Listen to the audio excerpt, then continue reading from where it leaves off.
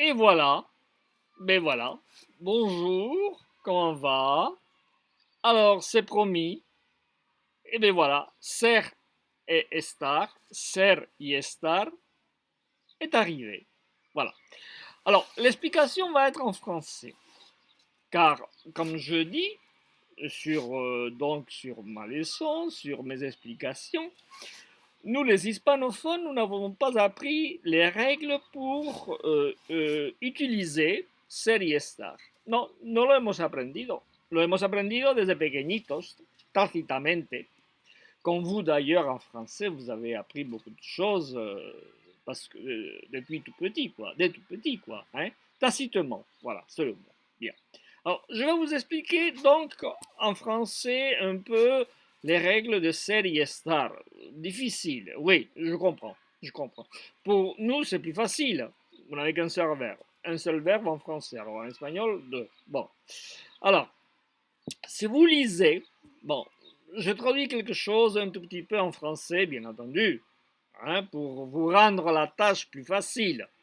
Alors, ser, c'est surtout pour des concepts bien définis et pour identifier. Alors, pour identifier, pour exprimer un caractère, l'origine, les professions, la couleur, ben vous verrez. Hein.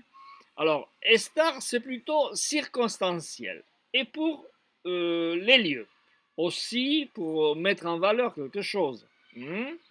Está bueno, está malo, voilà. Donc, surtout, estar circonstanciel et lieu. Bon, il y a d'autres aspects qui sont un peu plus compliqués. Hein. Alors, quand ce sont des choses innées à une personne, à soi, ser. Hein. Circonstanciel, comme je dis, subjectif, estar. Ensuite, qu'est-ce qu'on peut dire aussi? Bon, pour être absent, ou être absent, estoy fuera, voilà, hein, donc c'est estar. Hein. Alors, on utilise aussi pour justifier ser. Est-ce que estoy enfermo? Ben, pourquoi tu ne m'as pas répondu? Ay, es que estaba enfermo. Ah, estaba enfermo. Bon,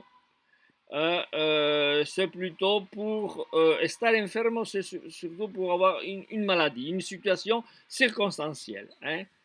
Mais on peut dire has llegado tarde, tu es arrivé en retard. Est-ce que se me averió el coche? Est-ce que la voiture est tombée en panne? Donc c'est pour justifier. Alors, pour justifier, c'est est-ce que el tren ha llegado con retraso? Est-ce que? Donc c'est être. Hein? Bon. Alors, qu'est-ce qu'on peut dire aussi? Pour les états d'âme, oh, estoy agobiado, estoy cansado, oh, je suis fatigué, je suis par la pêche, voilà, voilà, c'est un état d'âme, c'est estar. Hein.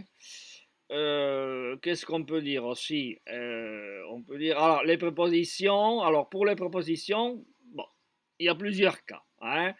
Alors, je vous dis, está a 10 kilómetros, situation, les lieux, la distance. Hein. Está a 30 euros, un changement de prix. Hein. Comme je dis, ah, está con catarro, il est enrhumé, maladie. Alors, on peut dire aussi, es de una habilidad increíble, une qualité. Alors, tout ce qui est qualité d'une personne, c'est ser. Hein. Es muy mañoso, mañoso. Il est très habile, il est maniaque. Ser, c'est une qualité. Alors, es por eso por lo que te llamo. C'est pour cela que je t'appelle. Es por eso. Donc, c'est la cause. Mais on peut dire aussi, estoy contigo, estoy de acuerdo. C'est être en accord avec quelqu'un ou pour appuyer un raisonnement. Donc, c'est estar. Bon, vous lisez tout ça Et puis voilà, hein, bon. Je vous donnerai plus tard des exercices. Je vous ai donné aussi quelques livres, quelques adresses pour étudier. Pues nada, pues ánimo y a estudiar.